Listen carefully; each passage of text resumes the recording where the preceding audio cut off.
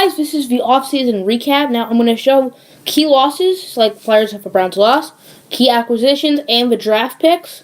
In a couple minutes, we're going to get up close and personal with some of the reasons why these happened and some more details. So yeah.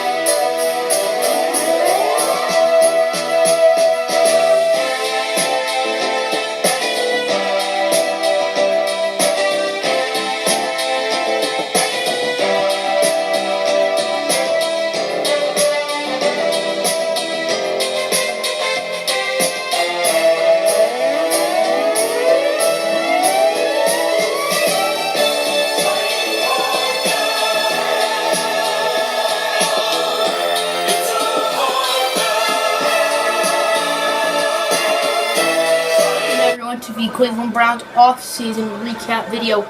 I'm doing this because I made an over hour-long video all the off-season. I don't think people would want to watch an over hour-long video. If you did, props to you. If you didn't, that's why I'm making this video. So, to describe the Browns off-season, I like it, but I don't love it. I give it a B+. I think I gave them an A+ in the draft. I'll give them an A- in free agency, but I wasn't huge on their trades. They traded Tyron Smith, Gary Roundtree, and Marcus Peters. All they got for them, and they traded the third pick. All they got, Travis Frederick, Zach Martin, and some draft picks this year. It isn't terrible, but it isn't great. So let's start with by position. Quarterback was changed a little. Browns got rid of both Cody Kessler and Dak. All the moves, but let's get up close and personal on those moves. So let's start with quarterback. They drafted Russell Ferentz in the second round because Moses Cody is a free agent at the end of this year, and he's going to want a big payday. Browns' backup play last year when Moses Cody got injured was pitiful. They did not bring back Cody Kessler or Dak Prescott, so all they have is Gabe Flash. They have 5 quarterbacks on the roster, but the only serviceable one is Gabriel Bullard, who is now in his second year. So they drafted Russell Ferentz, and if Moses Cody were to leave, this would be the guy. They signed RG3 in the before the preseason started, and they also have Deontay Tyree. I think that's his name. He's like a 59 overall in his second year. He was on the practice squad last year. He'll be on the practice squad again, or he'll just be cut. Running back. David Johnson's 28. And 28, that is that age where players start declining. Now, running backs is probably even earlier. Look at that. All of those -1s and -2s, because he's getting older. He's dropped 2 ratings this offseason from an 88 to an 86.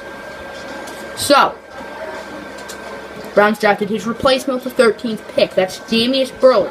Now, David Johnson will be the starter for this team for at least another year or two, but Jamius Burley will eventually be the Browns franchise running back. They signed Derrick Henry in free agency.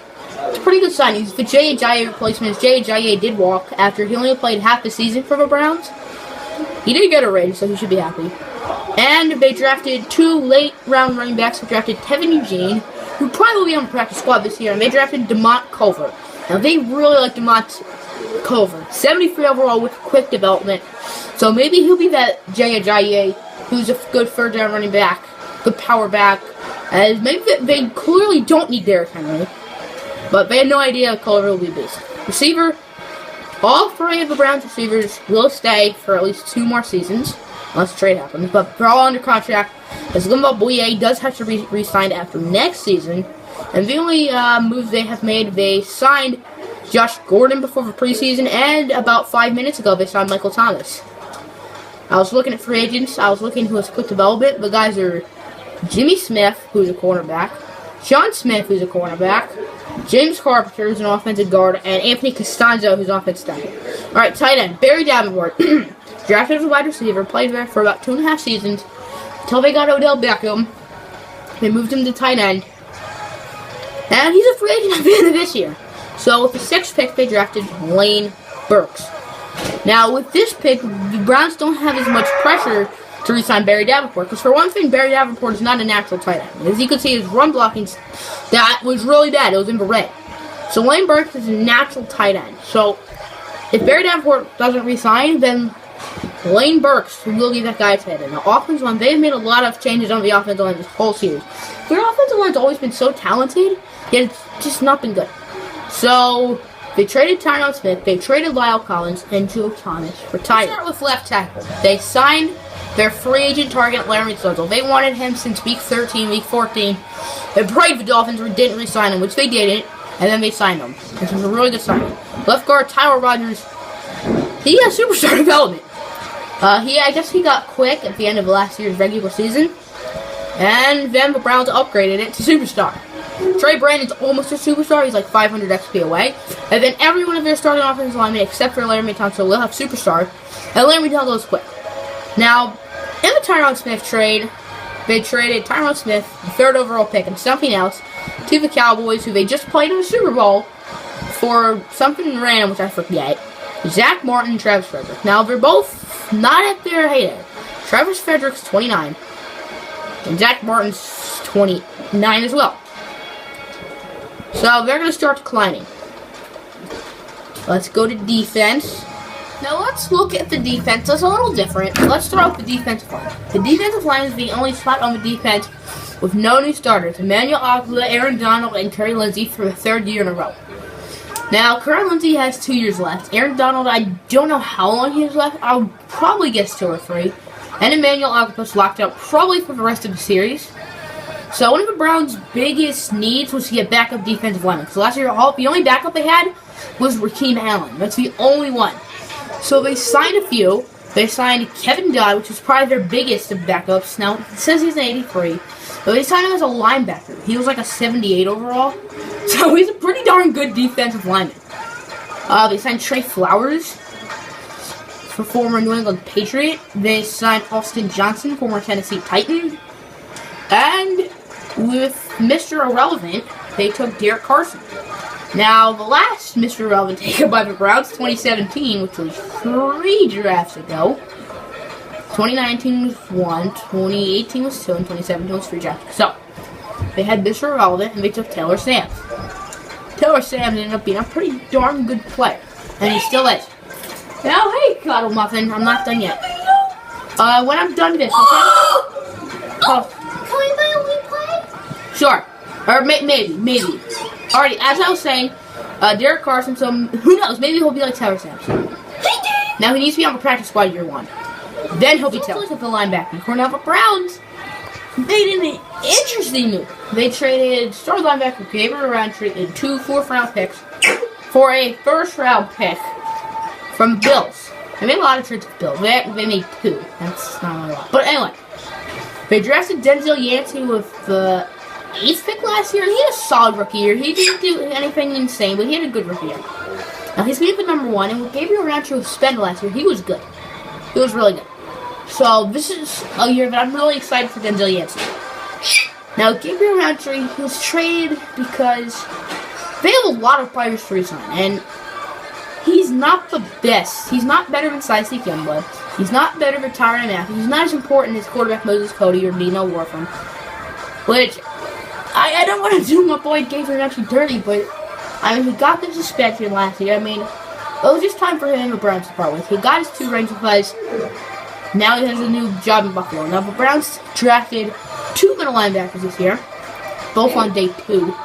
The last pick in the 2nd round, they took Lorenzo Crowder, which was a very good pick. And then in the 3rd round, I believe in the 3rd round, maybe it was in the 4th round, but in the 3rd round, they took Chase Gallen from Oklahoma. Their outside linebackers are the same. Tyreek Youngblood, he needs a new contract, and the Browns are going to make it their priority to bring Tyreek Youngblood back. And next year, they're going to make it their priority to bring Marvin Fulcher back. Now let's look at the defensive back. Now, there are some changes. Marcus Peters and Eduardo Cleveland both got traded. Now, that's a lot, considering Nino Warham and Tyrann Mathieu need new contracts. Now, Tyrann Mathieu will be playing at cornerback this year because of the loss of Peters and Cleveland. And the slot will be the rookie Kadarius Booth.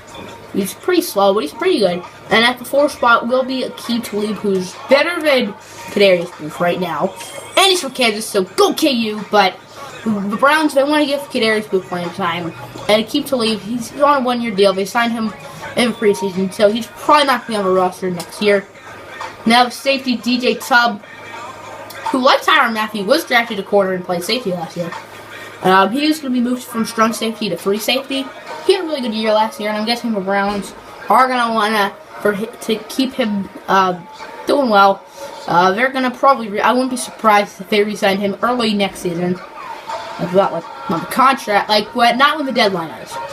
And at strong safety, with their highest draft pick, they took Malik Stevens-Howland, which they haven't had a safety start at safety since Carl Joseph in season 2, which is a while ago. And Carl Joseph, those days are gone. Carl Joseph was traded in the Tyrann Mathieu trade, which Carl Joseph was a good player for the half season we had him.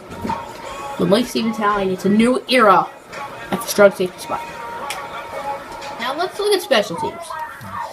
Corey Weiner will no longer be the kicker, returner, punter. There's nothing wrong with Corey Weiner. He's a really good player. Limbo Boye will be the kicker, punter, returner. He was a rookie, and he was a little bit last year. And Javonte Burley will be at the 2nd spot. So Javonte Burley will have playing time. Now, kicker and punter. Roberto Aguayo is now in 91. Last year he kicked a 70-yard field goal, which is nuts. Look at that. He has quick development. The only special teams player who had quick development going into Madden 17 was Justin Tucker. And he had that the first 4 seasons. He still had it. Now Aguayo joined him, and so did Taylor Sams. Look at that. Now, Taylor Sams is on pace to be the best punter of all time. He's insane. Year 1, he was drafted with the last pick in the draft. I mentioned Taylor Sams when I was talking about Derek Carson. So Taylor Sams, Mr. Irrelevant, practice squad his rookie year as Andy Lee was the punter. The Browns traded Andy Lee. Want to see what Taylor Sams could do. Had a great, technically, rookie season.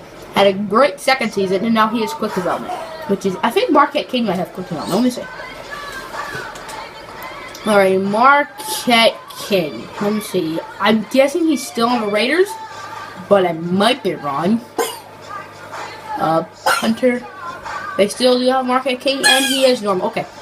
So maybe he lost it getting older, or maybe he just never had it. So that's special teams. That's basically the video for you guys. I hope you guys enjoyed it. As Cinnamon said, next episode saying, Cinnamon the guinea pig has been very naughty. She was showing her private parts on the camera, so I don't want that showing. So as also, we always have the same preseason schedule. So always at home against the Eagles, in Denver, at home against the Jaguars, and in Indianapolis. And starting last year, we decided that, we're not going to play week 1 every time.